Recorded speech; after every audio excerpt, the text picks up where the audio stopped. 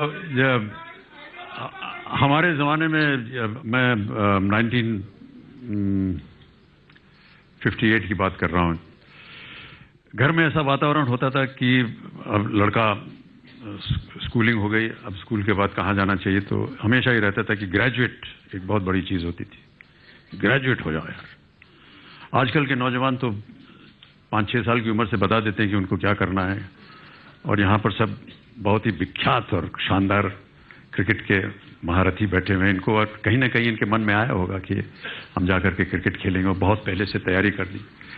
हमारे ज़माने में ये था कि माँ बाबू जी कहते थे ग्रेजुएट हो जाओ। तो मैंने सीनियर कैम्ब्रिज किया था, उसके बाद ग्रेजुएशन किया 3-4 साल यहीं दिल्ली यूनिवर्सिटी से।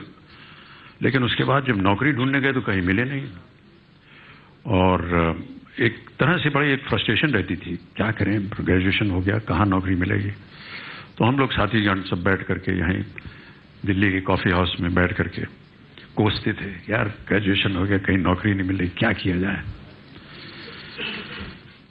एक दिन एक भाई साहब थे, उन्होंने कहा यार ऐसा है, गलती हमारी नहीं है, गलती हमारे माता पिता की है, और गलती यह है कि उन्होंने हमें पैदा क्यों किया यार।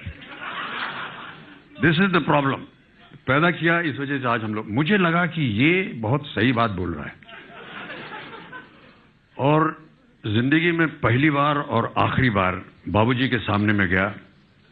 कभी भी उनके सामने मैंने ऊंचे स्वर में बात नहीं की। मैंने कहा आज मुझे पता चल गया है कि वजह क्या है इन सब बातों की, आपने मुझे पैदा क्यों किया था। बाबूजी शांत रहे, कुछ बोले नहीं, और हम विलिंगडन क्रेसेंट में, जो कि अब उसका नाम शायद बदल गया है, मदर टेरेसा क्रेसेंट हो गया है, 3 मूर्ति के बगल में मकान था, वहाँ वो सुबह सुबह 4 बजे घूमने जाया करते थे। पीछे डिप्लोमेटिक एनक्लेव है, अब तो बहुत सारी एम्बेसीज बन गई वहाँ पर, पहले जंगल बियाबान होता था वहाँ।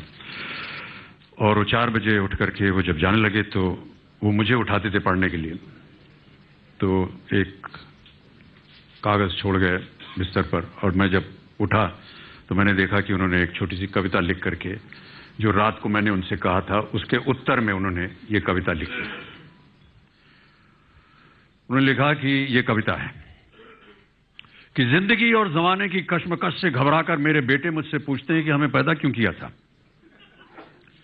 जिंदगी और जमाने की कश्मकश से घबराकर मेरे बेटे मुझसे पूछते हैं कि हमें पैदा क्यों किया था, और मेरे पास इसके सिवा कोई जवाब नहीं है कि मेरे बाप ने भी मुझसे बिना पूछे मुझे क्यों पैदा किया था।